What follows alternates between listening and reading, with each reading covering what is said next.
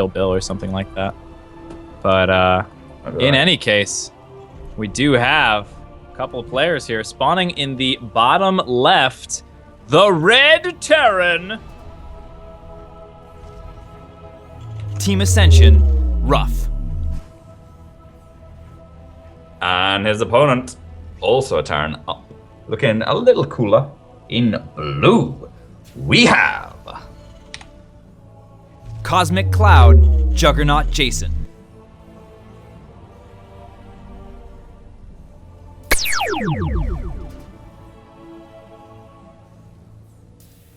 Are you still watching the song? No, the song's done. The song's done. I would be still watching it, but it's done. Unfortunately, I'm gonna have to go listen to that on repeat later. It's so interesting how like just reading the chat while that's going on, because it seems to be a pretty divisive song. But people use words like, "Oh, it's a good song. Oh, it's a bad song. It's an awful song." It's like, it's interesting how people do that. It's so weird to hear. I mean, and it's normal to hear those words like, "Oh yeah, this is a really good song." It's like, this is a song that you like, which is awesome. It's a song that I like too, also awesome. But not liking it doesn't make you wrong. It's like, oh, you like bad music. It's like, wait, what? Like bad and good aren't even adjectives that apply to music, in my opinion. Unless it's sort of like, oh, that was a poor performance. Like you were trying to hit these notes and you just didn't hit them. That was bad. Like I get that, but I mean, it's interesting. It's like it's a artsy, stylistic kind of a world, and to like prescribe whether something is good or bad, it just seems weird to me. Yeah, ooh, Double Reaper. How, people do that on music particularly, but yeah, both players going for 2 Reapers. So it's really interesting.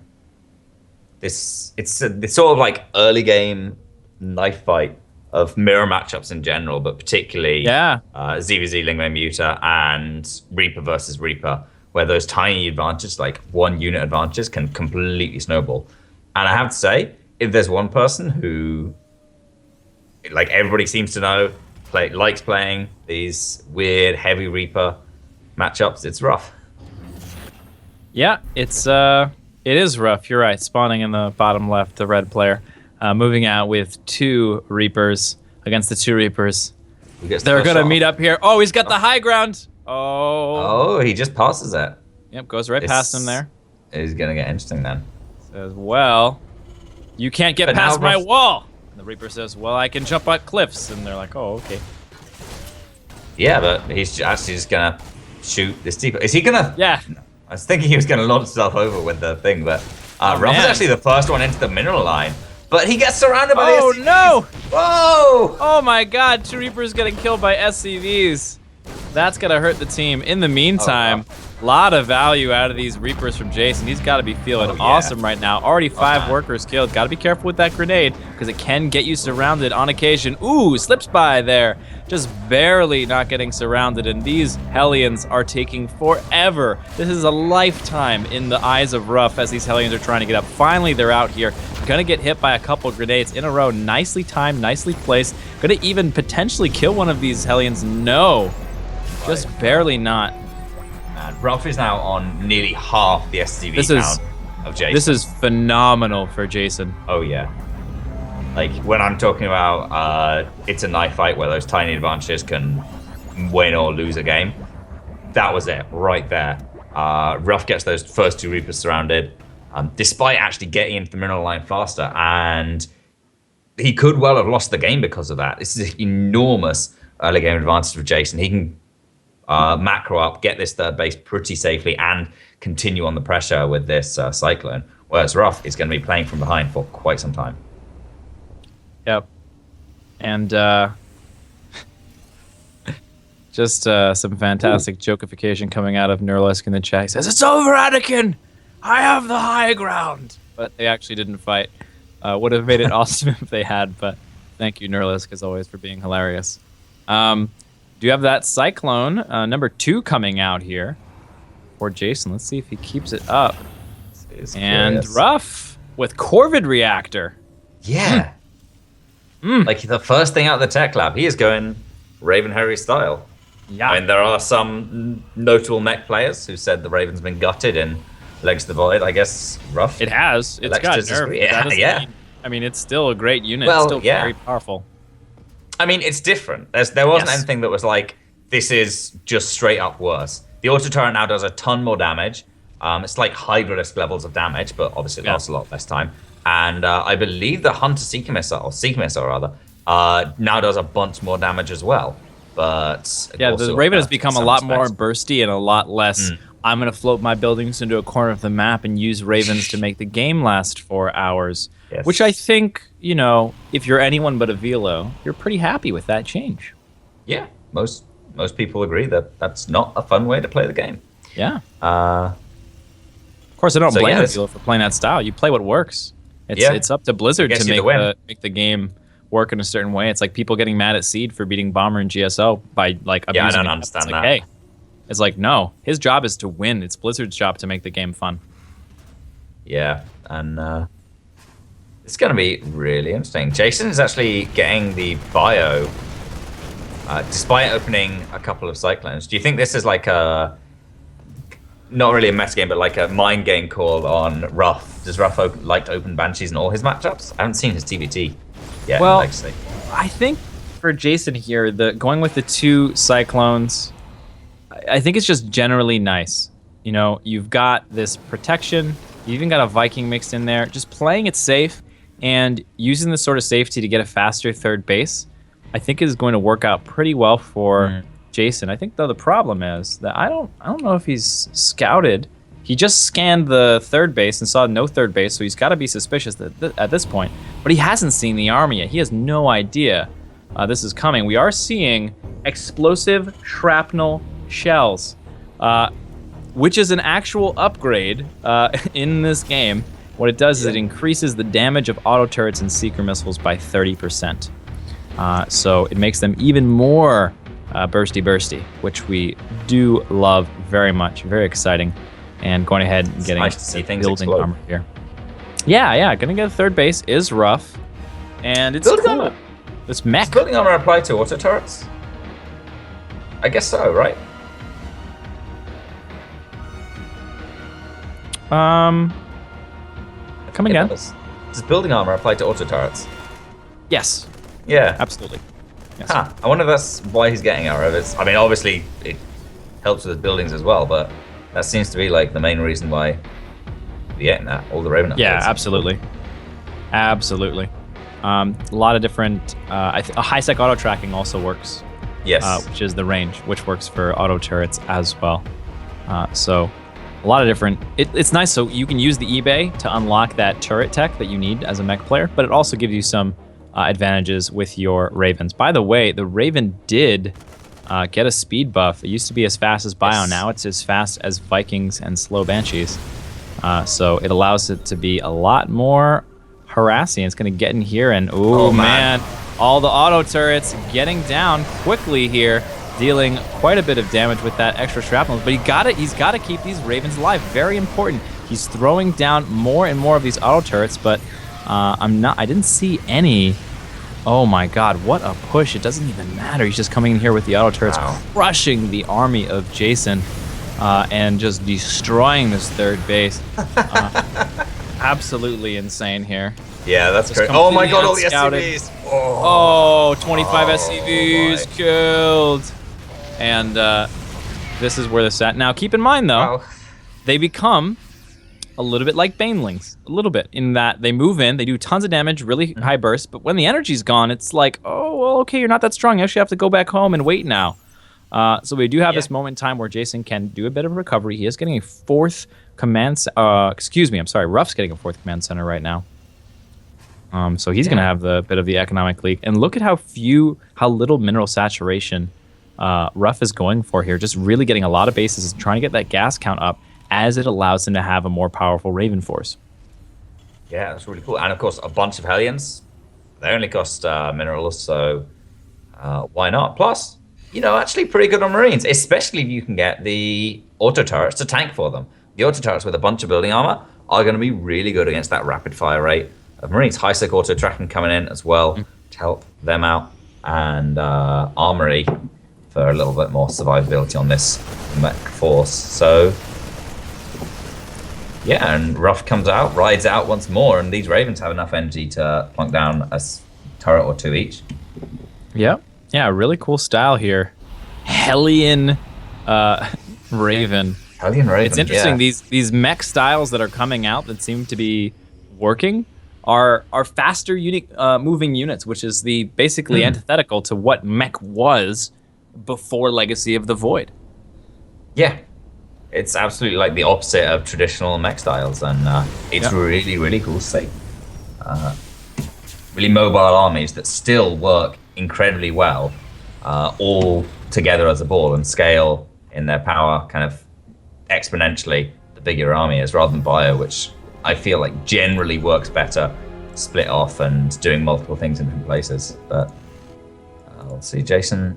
I mean, he's got a tanker back, but I don't feel like it's going to do too much against these Hellions, and the Hellions can actually chase down Marines. These Ravens have full energy. They're lined up. So frightening.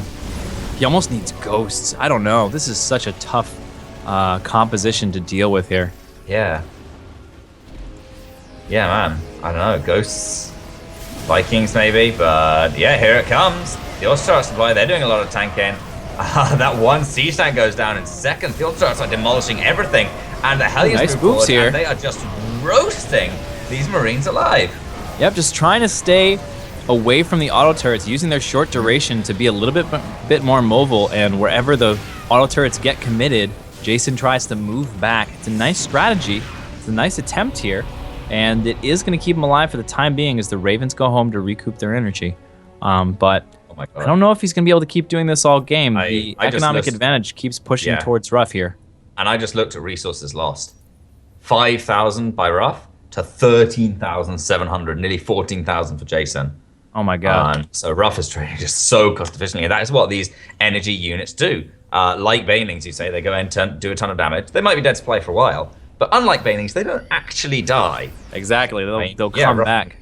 Come back in another few minutes and do exactly the same again. Yeah, you might say they're not largely- exactly equivalent to Banelings, but they're roughly equivalent to Banelings. Oh, shit! yeah, you might say that.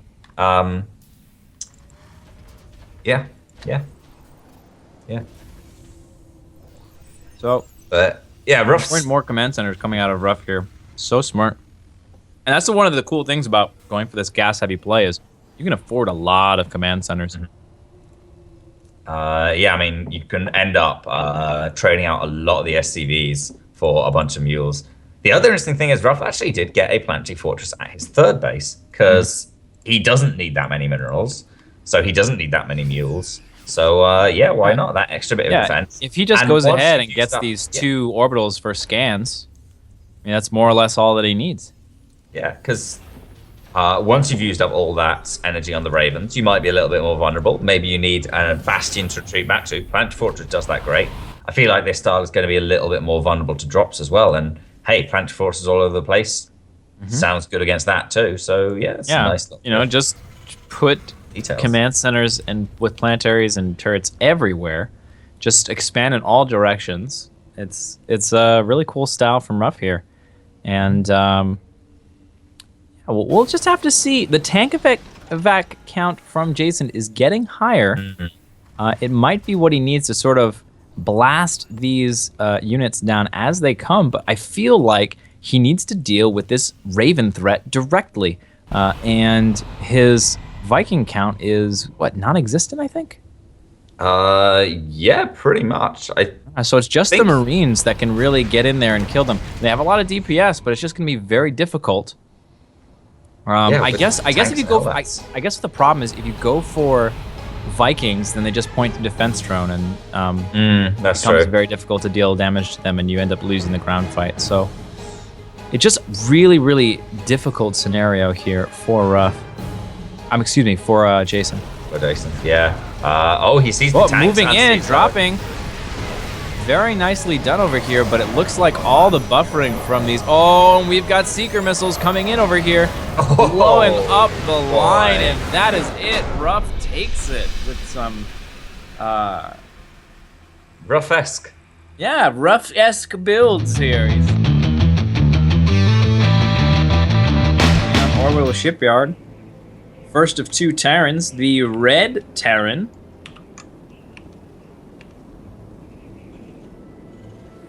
Team Ascension, RuFF. And his opponent up here needs to pull something out of the bag to deal with RuFF's crazy play. It's our blue turn player. Cosmic Cloud, Juggernaut Jason.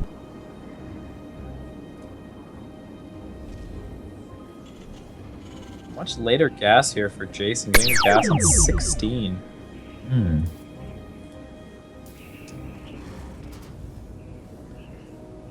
But otherwise, nothing too cheesy crazy. Might have either player. Yeah, RuFF. Well, I think this is one of those scenarios where RuFF is absolutely the favorite. And as the favorite, playing safe is almost always the best bet for you. And since his build starts off very defensive, it almost sort of works out for him anyway. Sort of turtley defensive style to start things off. Make sure you're safe from any sort of shenanigans or aggression. We do have Jason with a nice early scout going to get in here, check both gases, and go ahead and get out. He says, okay. Reapers, no problem. I just faked that I was leaving. Gotta see the expansion timing, sees it. And maybe now he will leave. But it's going to be hard to leave with his life as his Reaper is almost finished building. yeah, he's going to be trying to chase that down. Jason could take some kind of weird route back. And looks like he might do that to try and avoid the Reaper. But the Reaper can always jump over those cliffs to try and chase it down. This time, though, RuFF might just elect to keep his Reapers at his base, because let's not forget that first game actually started off with RuFF taking an enormous amount of damage to just 2 Reapers from Jason. So makes his win doubly impressive. Yeah, RuFF not taking the multitasking ability of Jason lightly here, giving him a little bit of a nod, a little bit of respect here. Just the 1 Reaper so far, but that means he's going to be able to get up his reactor to Hellions a lot faster, so it'll be able to sort of deal with any Reaper shenanigans in a more permanent way a lot faster. Yeah, sure. Ooh, Ghost Academy. Whoa! Man, I love casting RuFF. Yeah. Oh, man. You thought I was going to go for Ravens. No, it's the Ghost Rush. Tank Rush. Nuke Rush, even. I don't know why I thought nukes instead tanks, but... hey, nukes all the way. I would love to see some nukes. That'd be amazing. Yeah, for sure. And I don't know. Because I've seen a couple really cool Ghost Rush builds against Zerg and Protoss. But Terran is like one of the races I would have thought it works less well against, because of course they have that deployable on-demand scan. And given that he's also not researching Cloak for his ghosts, I am kind of inclined to think this is gonna be a nuke rush. Oh my god! We're seeing it. Here we go. Nuke Rush. RuFF versus Jason. I have many friends who'd be very happy about this. None more than... Oh god, go for it. So I'm just trying to think of places where you can hide a ghost and nuke. So you can get one to the 3rd base from like down by the destructible rocks. But I think that's base. No, he's building. He's proxy building his ghost. Oh god. He floated the barracks Has that been floating out. the whole time? He floated the barracks out like he normally does, so nothing amiss for RuFF, right? But then he plants it down in an unlikely to be scouted location, and then he starts building a ghost. The nuke is done. Oh man. Oh man. This is so interesting. Medevac. We don't have a medevac out on the map right now. The Reapers. He is going to come in and scout. Yeah, he's going to scout this. He knows what's up. Well, I mean, he knows that there's going to be a ghost at some point. That's really all he knows. Like, what's actually going on right now? I guess he just nukes the front, kills a couple of supply depots, and maybe gets lucky with the units. I don't know. You could get 2 add-ons. Yeah? The siege tank makes it more difficult though. Well, the siege tank is going to be in range of the nuke, and we'll no, get killed off. he nukes the depots down, runs by with the Hellions. Oh, wow. Oh, man. What a cool build. Just out of siege tank range. Oh, my God. Jason's going to be so sad about this. All the units are moving in. Cyclone's locked Oh, onto my the God. Oh, all the army's gonna die. It's all gonna die. Oh! Huge nuke goes off there. It looks like the tank has managed to stay out of the main area, but moving right through here. So many GG. RuFF moves out of the group in first place with Mech in TvZ for 2 games, where he rushed triple starport. Then he's got his Mass Raven TvT build followed up by a nuke rush that wins the game in less than 6 minutes. Thanks for watching the video. Please subscribe to support the ASL by hitting the button now.